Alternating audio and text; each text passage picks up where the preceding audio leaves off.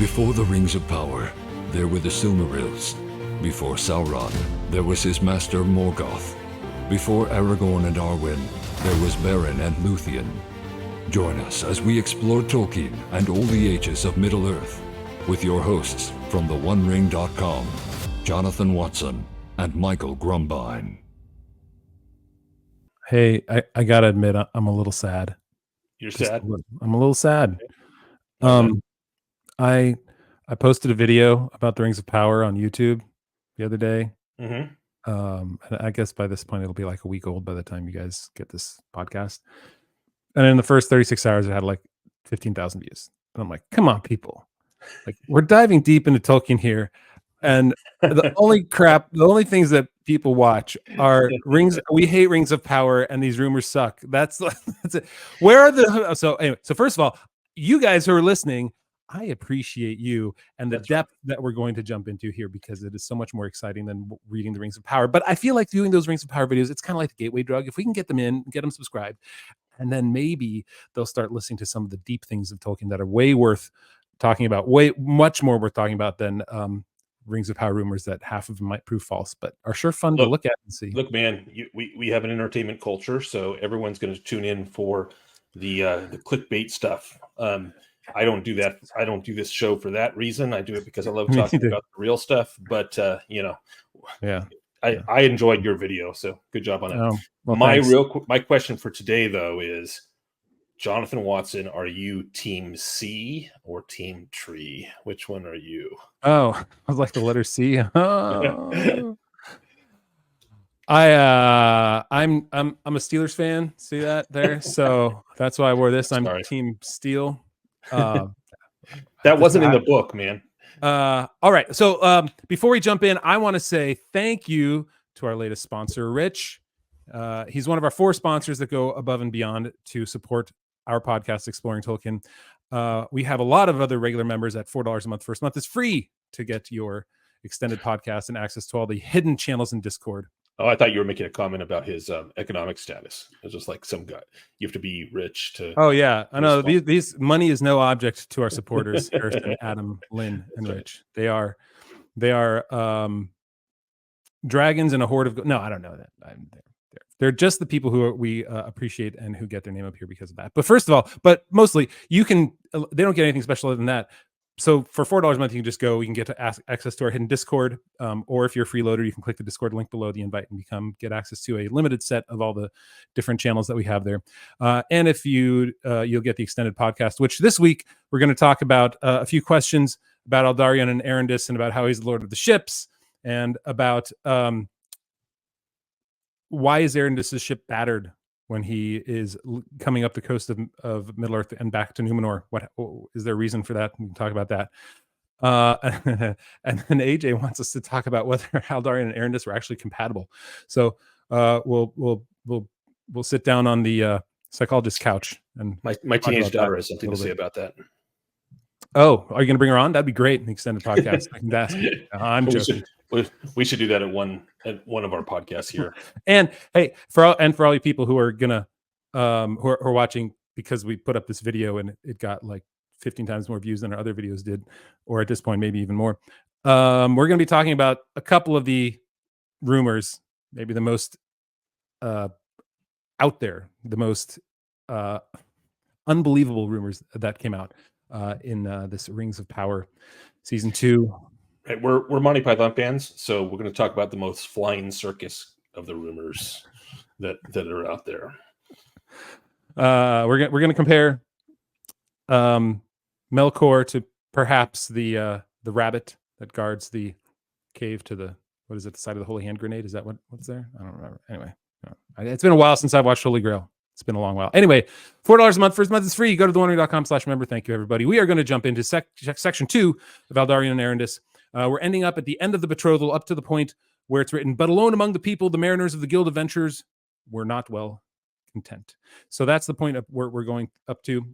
And let's jump right in. So in order to kind of get a lay of the land, I'm going to go through all the years and how long this section actually is, because it's not like the Rings of Power. I can bring that up so easily, where it just compresses everything down from like 1,000, 1,500 years into a small span of a few months, apparently. Here, even in just this section, we're essentially going over 58 years of time. Nice. Yeah. So in the year 800, which is right where we start, but when nigh on 800 years, that's the section that we begin at today. Yep. That's when he was, Aldarion was proclaimed the king's heir. He met Erendis there, who I believe was 20, I want to say 29, I think. I didn't notice that it said what her age was. Well, it didn't. I looked this all up and I tried to lay it all out. Okay. So she was born in 29 years. Anyway, and so then he meets her and he spends 6 years planting forests. Pretty much. That's kind of what happens. And spends time wooing her, talking to her, getting to know her a little bit better, but not really. The real wooing comes later. He's sort of just, he needs the forest for the boats. So then in the year 806, he goes to the sea for 7 years. Does that, comes back. He spends about 3 years in Númenor with his mother, the matchmaker, now trying to get him and Erendis together. This is now the year 8, and then this is now the year 813. And then in 816, he has his first 5-year voyage with the Palaran, which is the greater ship that he built than the Numeramar. I think that's Numeramar. Yeah, that's hard to pronounce. That's a lot of the third named syllable. Ship. We have have 3 named ships so far: the houseboat, the Numerar, the houseboat, which I forget, and the Ambar. Was that it? Ambar? Yeah, Ambar. There we go. Yeah. And then he sails for 5 years with the Palaran from 816 to 820, and then he's home for a few years, and then he sails more, and for five more years he builds the 7 ships, and he goes out, and then he comes back 5 years later with 2 more ships that he built at Vignalande. All right, so now we're year 829. He's pissed now because his dad rips the title of Lord of the Ships from him, and so he's there for less than a year, and he goes out, and at this point he and Erendis, he's like, wait for me. We have a little bit of falling out, maybe, but he's gone for 14 years. 14 years. He comes back, and we'll talk about this part. This is now the betrothal process. 15 years after he comes back, they finally get engaged. And we're not going to get to this part, but then 12 years after they get engaged, they get married. I mean, we're talking 70 years from the time they meet to the time they get married. So if we think we have long engagements here, if you're like, oh, I was engaged for 3 years, like, oh, no. They were engaged for 15. No, 12 years. 12 years. But it took them 27 years from the time coming back where they were talking about engagement in order to get to know each other again and maybe get married. And he gave her the jewel and all that sort of stuff. Anyway, so this is a long period of time. And I guess that's because Erendis lives to be 210 or so, and I think Aldarion is 400, a little less than 400 is when he dies. So there's definitely an age difference for them. So even when they get married, he's 170 and she's 99. Okay. Nice recap. Thank you. It took me a little bit of time to put that together to make sure we got it all right, because reading through it, you don't really understand the time frame. You think that they were having a little bit of a lover's tiff, and then they got back together after a little time apart. No. They were gone apart for 17 years or 21 years or things like that really cause a distance of separation, not just in space, but also a lot of time. All right. So what is it when we start with him being named king, and it's at this point, one, he's named Lord of the Ships, which seems like a kind of a dangerous thing to do, considering that his dad wasn't too happy about him sailing and loving the sea so much. But it's at this point that he meets Erendis. And we learn that Erendis is from the House of Beor. And then we learn that Erendis is essentially descended from the aunt of Morwen. The aunt of Morwen? I think it was the aunt of Morwen. Aunt of Morwen, yes. Who is, of course, the mother of Turin Turambar. So if you think, where does all this sorrow come from? Well, now we know the line that they came from is the line of Turin. So perhaps that's why we have all this kind of tale. Yes. It's genetic. There's nothing but tragedy in that line.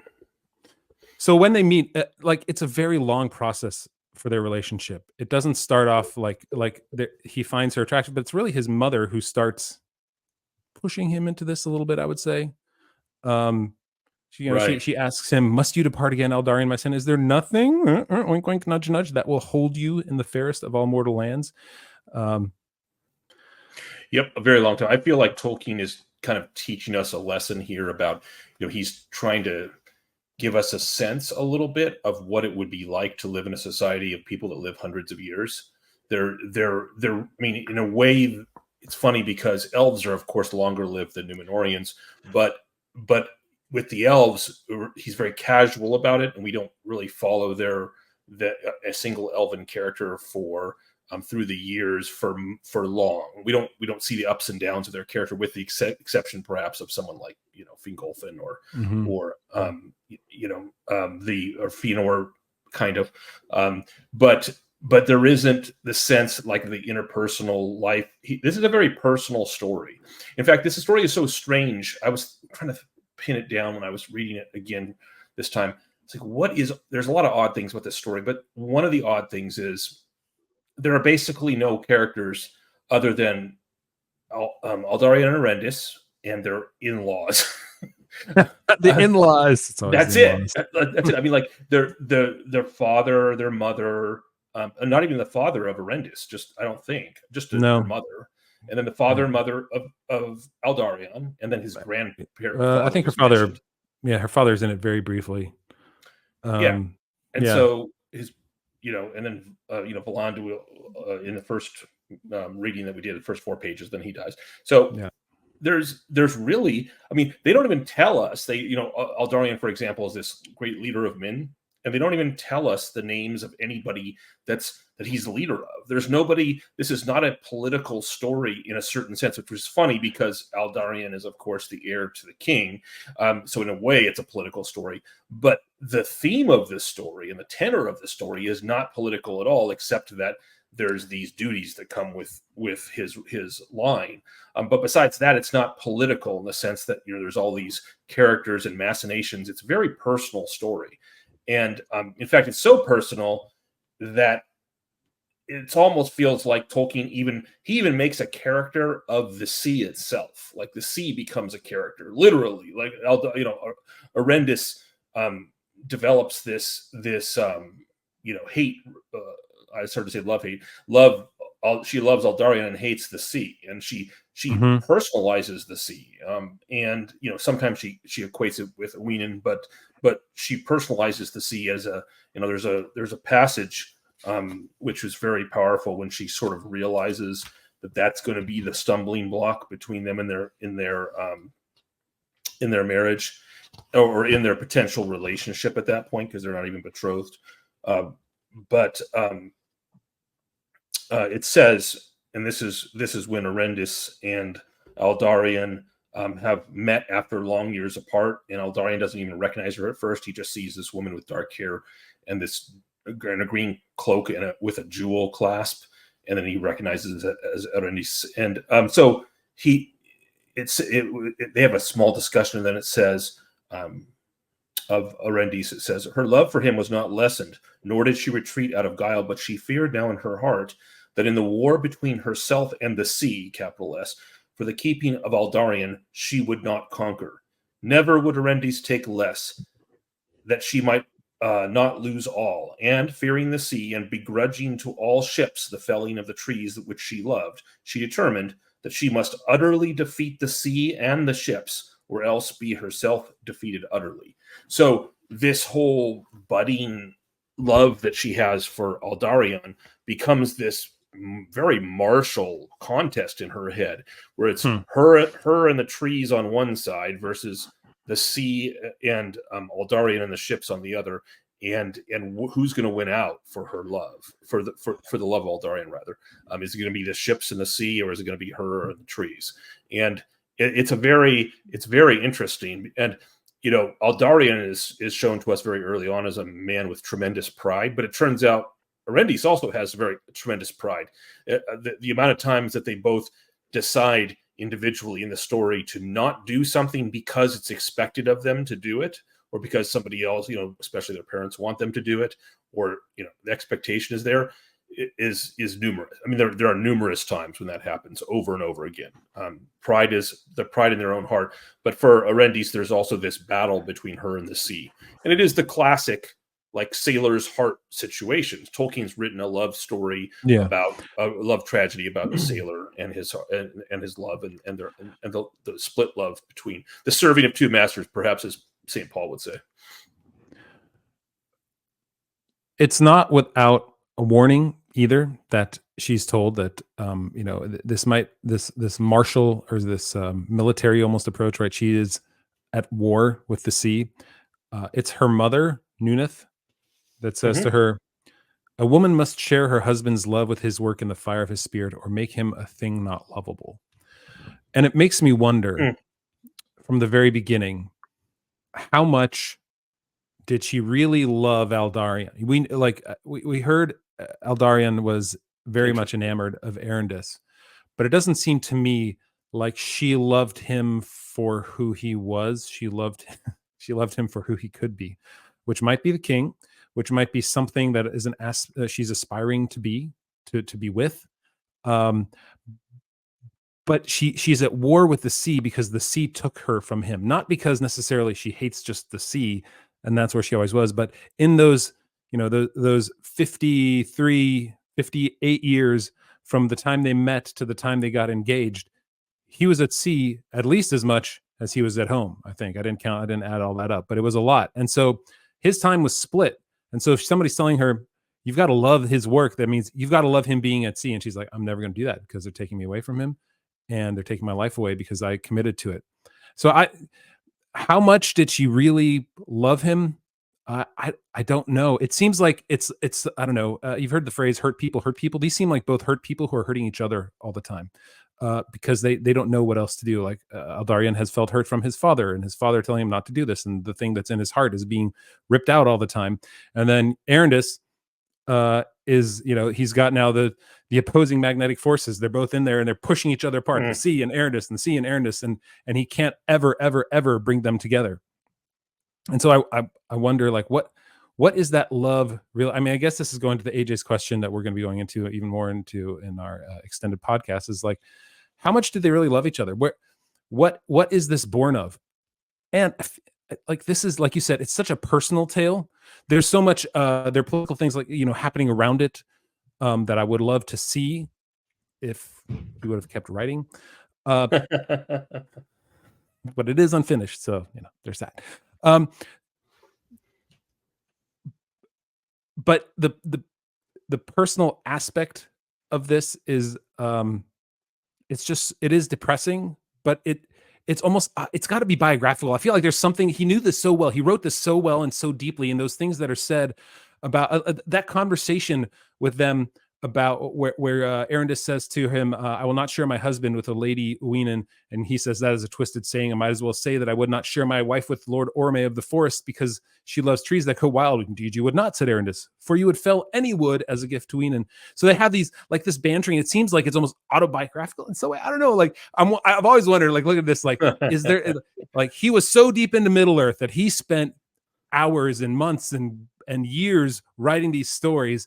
Was it at the expense of his relationship with his wife? And was she always something that, like, I don't know. So this totally 100% has nothing to do with reality. I don't have any actual factual basis behind it.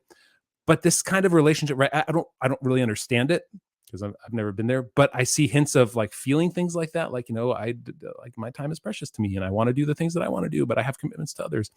Anyway, a whole lot to say, like, what was their love really like? Like, what was it that drew them to each other? I don't know if you've got an answer, but I don't. What's interesting is it does seem to play into the love striking you, like coming upon sudden beauty and the beauty arresting you and captivating you. Yeah. I'm going to draw some parallels here. So we see this with one of our original elves. And his falling in love with a certain Meyer back in the Silmarillion. He comes upon her in the woods, and he is captivated, and so captivated that he stands staring at her for many years because he's an elf. That's what they do. But or apparently that's what they do. But there's this sudden beauty that captivates. Beren and Luthien, same thing. By the way, I'd like to point out, Luthien, same eye color, same hair color as Erendis. Dark hair, gray eyes. That's a good point. And then at the times when he's attracted to her. Aldarion is attracted to Erendis, but it isn't until he comes upon her suddenly in the woods with this diamond that he gave her, holding the cloak, this green cloak, and he's arrested by her beauty, and then he first loves her beauty, and then realizes who she is, and then sort of rekindles that potential love that had started many years ago. And so, Erendis, she is fighting against it, and then he has the most hilarious pickup line ever, and then she just sort of gives in and gets betrothed to him. So did you catch that? It was one of my favorites. I made a note. I'm gonna have to find it here, but he basically everything is momentary. Like the turn, they have a certain character, and the character is to resist the love and to love other things, although they're both attracted to each other. And then at key pivotal moments, the turn happens and they fall for each other and they're drawn into the beauty. There's this moment. Now it's more so with him, more explicit with him. So she says, and this is actually, I wanted to talk about this, the topic that they have with you it's a different subject. So so they talk about looking at what she calls Yozian, which is this middle country and these meadows and lands in the inner parts of Númenor, which she loves dearly. And she's asking him if he loves it, and he says, "I do love it indeed, though I think that you doubt it. For I think also of what it may be in time to come, and the hope and splendor of its people. And I believe that such a gift should not lie idle in a hoard." And then she comes up and she has a response, which I'll get to later. But after that, because she says, "I do doubt it. Basically, I don't think that you really do love this land." And then taking suddenly the jewel from her throat. This is the one thing that she prizes, that he's given her, this diamond that he brought back from Middle Earth. And she says, "Would you have me trade this to buy me other goods that I desire?" "No," said he, "but you do not lock it in hoard. Yet I think you set it too high, for it is dimmed by the light of your eyes." So he's basically saying, the light of your eyes is so beautiful that it dims even the beauty of this great gem. And then he kissed her on the eyes, and in that moment she put aside fear and accepted him, and their troth was plighted upon the steep path of the Meneltarma. So she's been resisting, and he gets this, the Númenorian pickup line. Apparently, this is the thing you do. You compliment the light of a person's eyes. I mean, it's an elvish thing to do, right? That's yeah. And he kisses her eyes, and then that's it. It snaps, and she gives in to her love, and they become betrothed. Which, by the way, for those people, I know many of our viewers already know this, but betrothal in this kind of society amongst the elves and clearly amongst the Númenorians and in medieval society in our world, in the actual world, betrothal was basically a promise to marriage. It was you were actually bound by betrothal. It wasn't just like, yeah, we're engaged. The equivalent nowadays is engagement, right? But it was way more serious than we take engagement now. And so betrothal was a kind of binding. So anyway, I think that there are these, for Tolkien, when it comes to love, there's these moments of beauty where something draws you, something hits you. Like it happens to Aldarion even later on with the sea. The sea, I was talking about how Erendis views the sea as her rival, like a womanly rival, basically, to the love of Aldarion.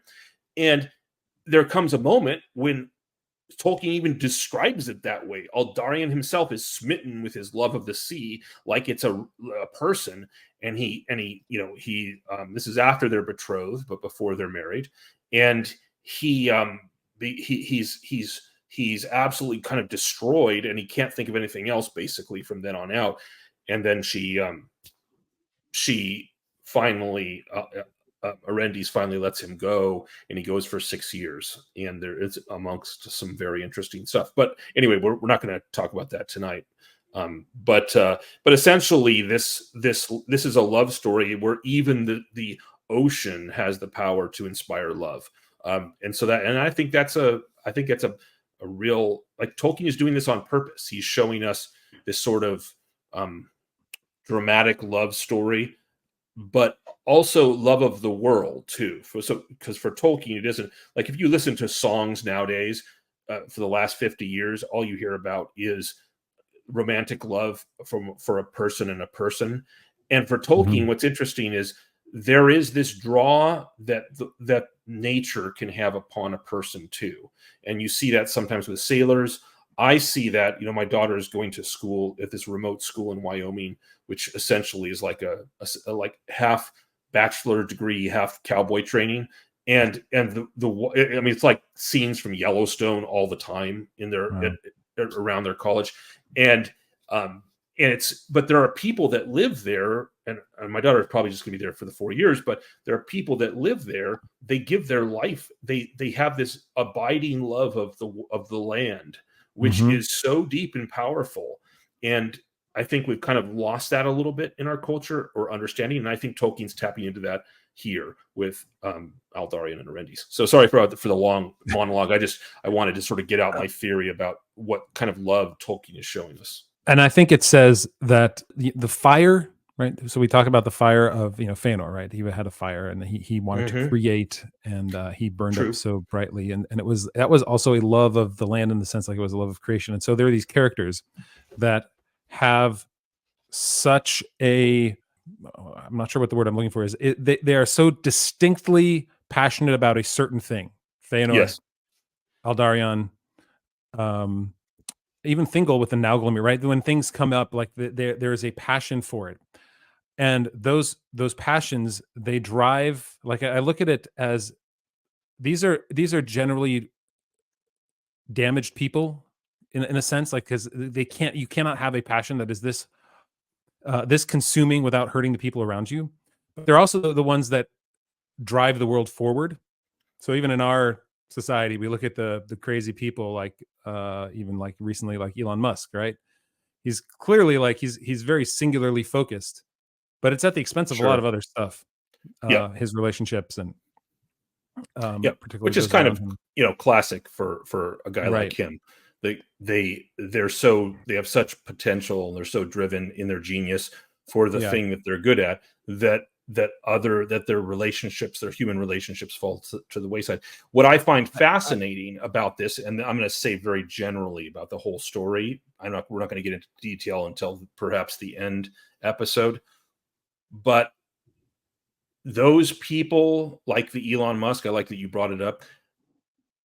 Aldarion is like an Elon Musk in that way. Like his, and we see this even a little bit in this current reading that we're reading, because apparently on an island nation, which is so the woods and the forests are so important to.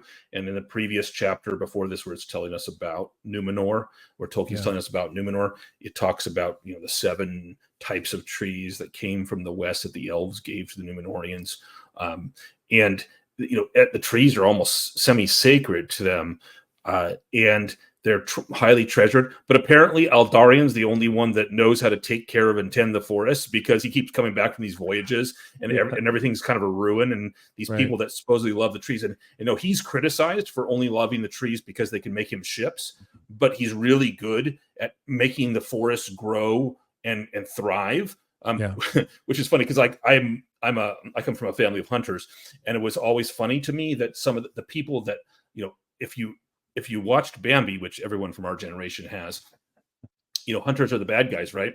Because they kill the animals. But in the real world, the hunters and the care and funding they put into preserving the wilderness, so that yes, they can hunt, but also because they love the wilderness, is such that that's the main reason why the national parks and forests receive so much a care. And aside from the public funding, the private funding they blow away all the green societies and Sierra clubs of the world in terms of their donations and what they do to preserve. So Aldarion reminds me of that. He's like, he wants the forest because he loves the ships that can come from them, but I think he also loves the forests, and he's better at it, tending them, and that's just his side job, is tending the forests, and he makes them thrive on Númenor. his main job, as we will find out, like he brings tremendous glory and influence to the Númenorian people over his life, and he makes them into the powerhouse that they are, essentially, or sets them on that path. And so that's the maritime powerhouse, is what I mean. And so you have that he's a kind of Elon Musk in that sense, and that he's this genius who is driven, and at the expense of this drive that he has, his relationships are he sucks at relationships. And for a long time, he was surrounded by a bunch of yes men. That's right. The Guild of Venturers, right? There's like he's their leader, yes. and or so as I am always joking in the background, the Guild of because it's like Guild of Adventurers, and of course that's what in Dungeons and Dragons, which is based on Tolkien's world. That's what you're like. You're everyone's an adventurer. If you play Dungeons and Dragons, and so the Guild of Adventurers is just the murder hobos of Middle Earth, which they're a bunch of ne'er-do-wells. I mean, like it's funny because they're a parallel to the age of exploration in our world, and they're always wanting to go out and explore. But they're just a force for malcontent and erosion of the Númenorian people when they're back at home. So I don't know, not a good effect. They don't have a good influence on their captain either. He is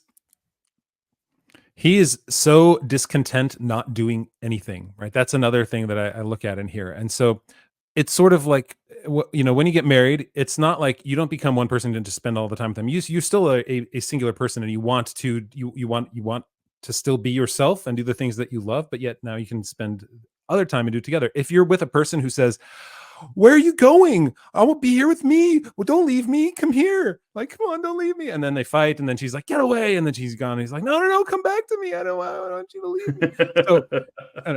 me." So by him just saying like, "I'm going to stay here with you in what is it, Emerie? Is that right? Is that the location? I'm going to stay with you, Erendis, and we're going to have a good well, let's just get to know each other better here." And he has nothing else to do. That drives him crazy. However, that being said, I think the most important line for me that came out of this story is when he said, this is near the end, Tolkien writes, "But Aldarion wooed Erendis in earnest, and wherever she would go, he neglected the havens and the shipyards and all the concerns of the Guild of Venturers, felling no trees, but setting himself to their planting, and he found more contentment in those days than in any others of his life, though he did not know it until he looked back long after, when old age was upon him." And I was like, oh yeah. Like you have passions, you have pursuits, and like, I'm going to go and I'm going to do this, but that at the expense of what? Like if you would have sat still, and those moments of contentment, which you didn't realize you were having. Yep.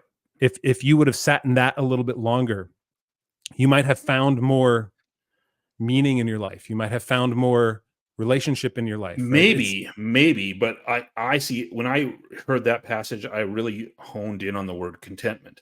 Like he did. You're absolutely right. So Tolkien is telling us clearly he was more content at doing, basically showing that he could love what his love loved. Mm-hmm. He was more content doing that than any other time in his life. But that doesn't change the irresistible pull. Contentment is not all there is to life. And so, in other words, he's here for a purpose. And so what's interesting to me is the ultimate question is in my mind is, with Aldarion, this longing for the sea and for the expansion of his people's influence, the part that they played in the history of Middle Earth would not have been played, would have been unsuccessful without. And I know it ultimately ends in tragedy, but even in the things that they do that are great, like the only reason Aragorn exists is because Aldarion, way back when, and a lot of other things happen, and a lot of other people are the reason he exists too. But Aldarion's part to play, and in making Númenor what it was, is a thing which is good. And so his desire for the ocean can't be wholly bad. there has to be some purpose to it. So I don't doubt that he has great contentment and looks upon these times with Erendis as the greatest of a contentment. But I don't think a soul like Aldarion's is happy with contentment only. I think that there's a striving that it needs to accomplish. There are things that need to be done to be kind of gauche about it, that he was put there to do. And so I am going to take the tact that actually, even in I'm not saying that he was virtuous in all things related to this, and in the balancing, that work-life balance, he didn't have it. But so he wasn't virtuous in that regard, but the call of the ocean upon him was not a bad thing.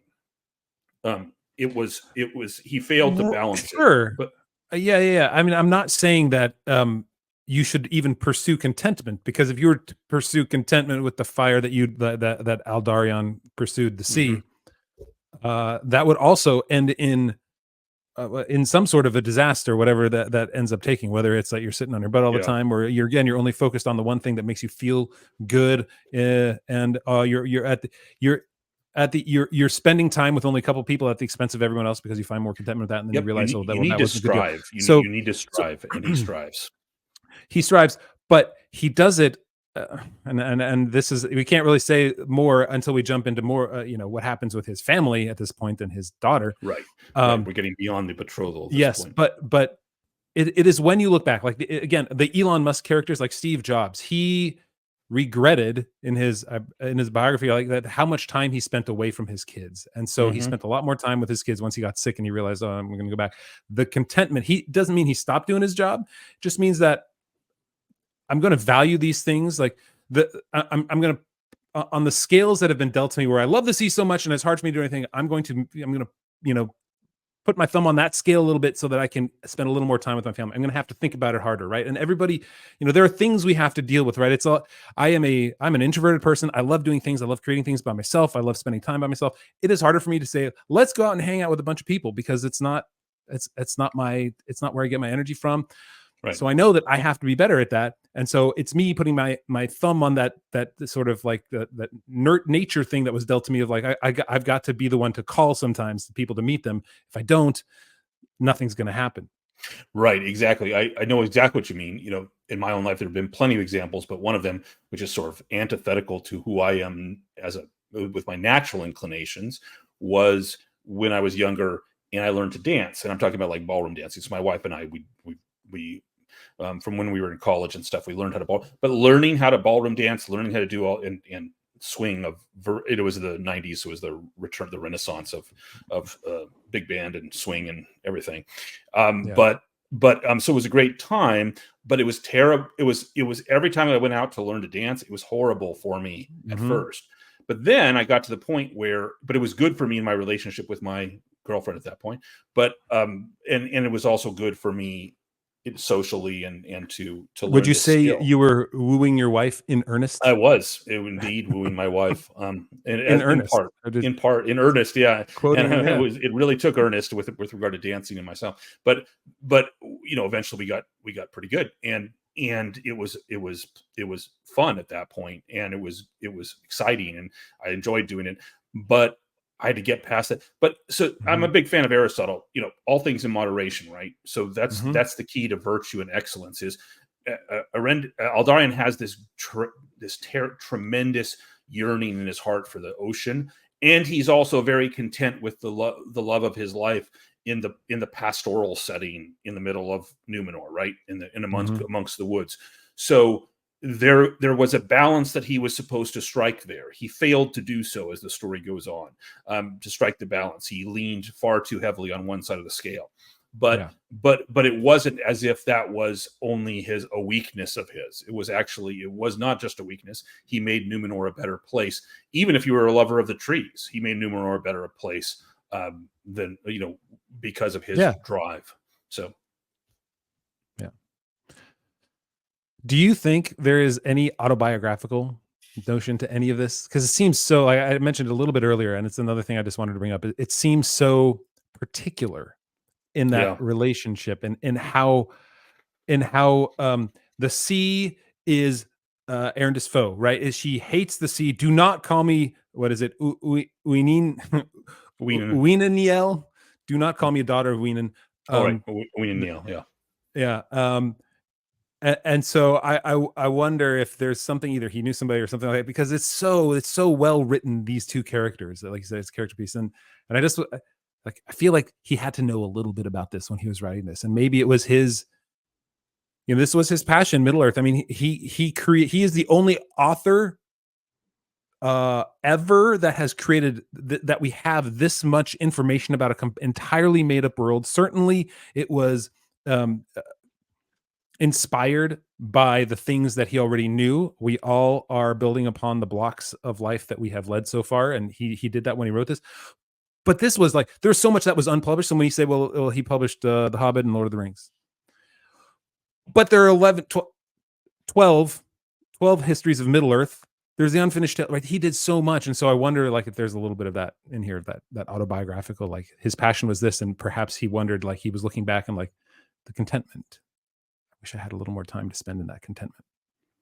Yeah, I think I mentioned it last week, but this whole theme, the first time I encountered this whole theme of woman loving man who loves the ocean, was from this old 1970s song, Brandy, called Brandy. Oh, yeah. and from the group called Looking Glass.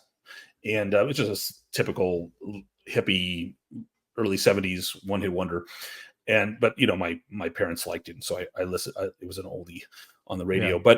but it's about exactly this, except the difference is Brandy in the song is very passive, and she's just kind of sad that the man that she loves the ocean as well, and keeps going away. And Erendis is not passive. She views the ocean as like an enemy. She literally views the ocean as an enemy, and says so multiple times. So it's Tolkien's take on it, and he's a lot more.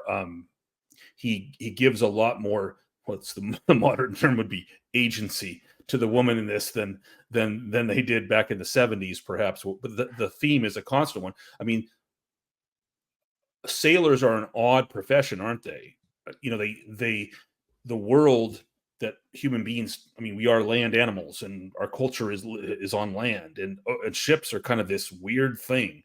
And the people that spend their lives on ships, it's kind of an interesting, strange world to inhabit, and it takes a certain kind of soul. And I guess if you fall in love with that kind of soul, and there's going to be this tension. And I think it is autobiographical, and to a certain extent, Jonathan. I think Tolkien definitely had the love of the ocean in that regard. He also has the love of the pastoral. Like, he has both in him, and he recognized he wrote the love of but this longing for the sea, he wrote it into the elves strongly, and he writes it into Aldarion here. So, yep, I think there's got to be, and then of course there's also the fact that Erendis is strikingly similar to Luthien, who's strikingly similar to his wife. Yeah.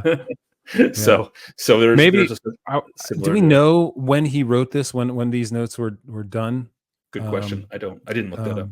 I'm sure it was after Beren and Luthien, because that was 1917. So this is perhaps. Oh yeah, this is later on. A much later version. There's one other quote, and maybe I don't know if there's one more thing you want to talk about. I just love this line, and it strikes me as funny. Maybe not you, but when he says, "You need to be king," Meneldur says to Aldarion, you need to learn to rule. And Aldarion says, "Do I not study men all my days? I can lead and govern them as I will.